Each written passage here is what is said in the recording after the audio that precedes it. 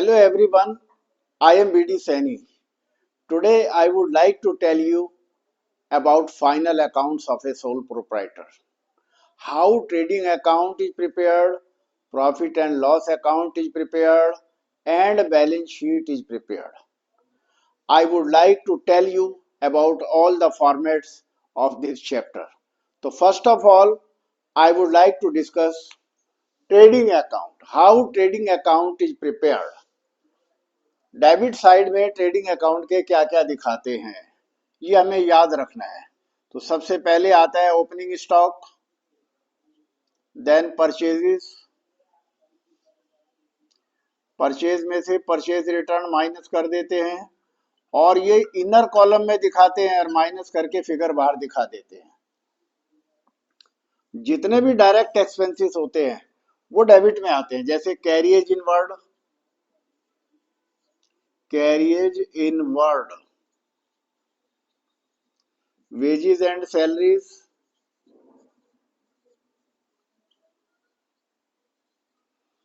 Factory light,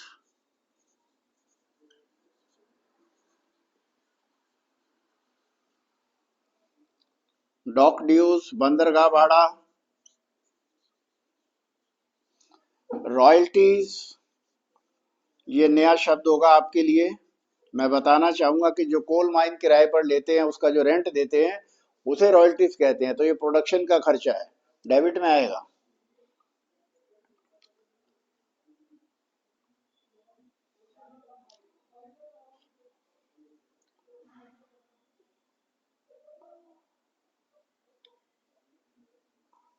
अब इसके बाद आएगा ग्रॉस प्रॉफिट सीडी। क्रेडिट में क्या क्या आता है? Sales minus sales return, sale of scrap और क्लोजिंग स्टॉक। और इसके बाद आता है ग्रॉस लॉस। सीडी, अगर डेबिट का टोटल ज्यादा है, क्रेडिट का कम है तो लॉस आएगा, और अगर क्रेडिट का ज्यादा है, डेबिट का कम है तो प्रॉफिट आएगा। इस तरीके से हमारा ये ट्रेडिंग अकाउंट बन जाएगा। अब हम पीएल अकाउंट बनाते हैं। पीएल अकाउंट की शुरुआत ग्रॉस प्रॉफिट या ग्रॉस लॉस को शो करके करते हैं। तो जो हमने ग्रॉस प्रॉफिट निकाला है वो यहां पर आ जाएगा बाई ग्रॉस प्रॉफिट बीडी, और अगर लॉस है तो gross loss BD.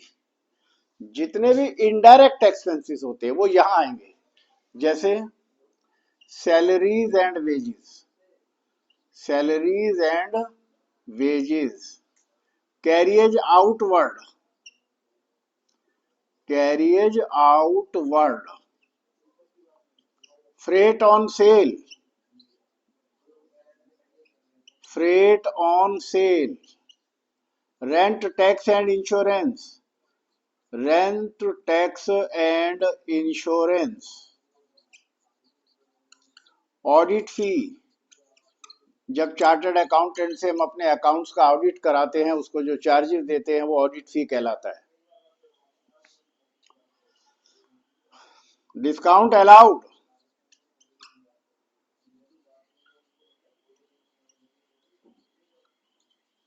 Bad debts.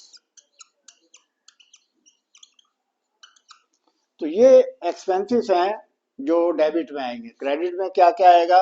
जो हमारी इनकम है, rent received, interest received,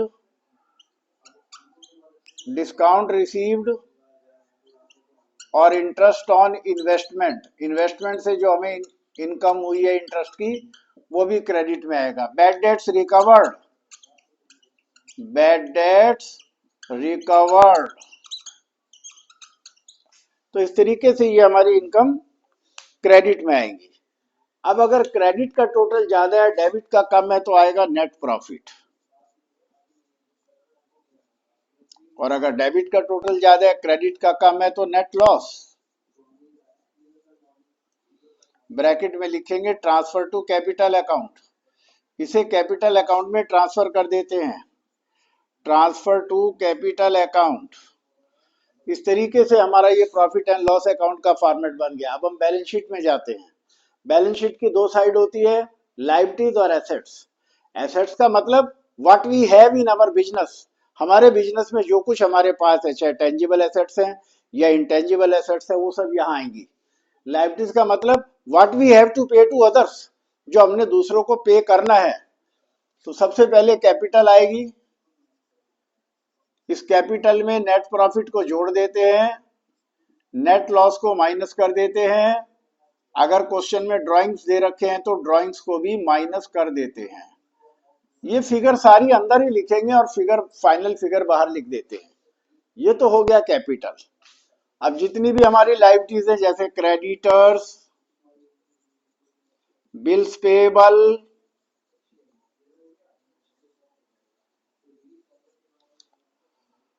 loan from bank, loan from bank, bank से अगर हमने कोई लोन लिया है, आउटस्टैंडिंग एक्सपेंसेस भी यहीं पर आते हैं, और बैंक ओवरड्राफ्ट, बैंक ओवरड्राफ्ट भी तो एक तरह का लोन ही है बैंक से लिया हुआ, और जनरल रिजर्व, जनरल रिजर्व यहीं पर आते हैं।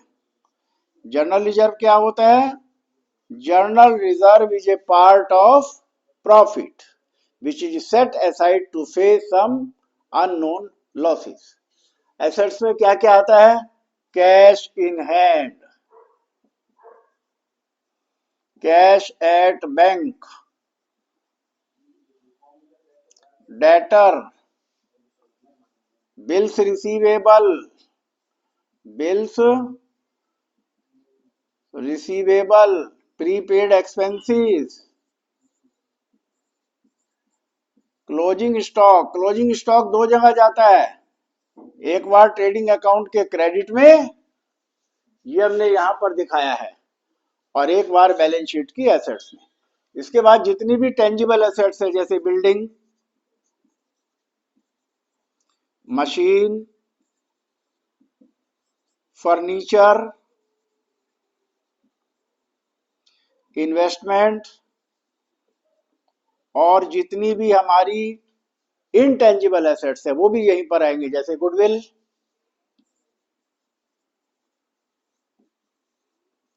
Patent, trademark, etcetera. तो इस तरीके से लिखने के बाद हमारी बैलेंस शीट की दोनों साइडें मिल जाएंगी। अगर दोनों साइडें मिल गई तो क्वेश्चन ठीक, वरना गलत। तो आप लोग, मैं सभी बच्चों से कहना चाहूंगा कि ये पूरा फॉर्मेट अच्छी तरह समझ लें, याद कर लें। अगर आपको फॉर्मेट याद हो गया तो आपका क्वेश्चन एग्जाम में जरूर ठीक होगा। आपको हमारी वीडियो कैसी लगी, आप लाइक करें, शेयर करें, और अगर आप नए हैं तो सब्सक्राइब करें, ताकि हमारे लेटेस्ट अपडेट आप तक पहुंचते रहे। Thank you.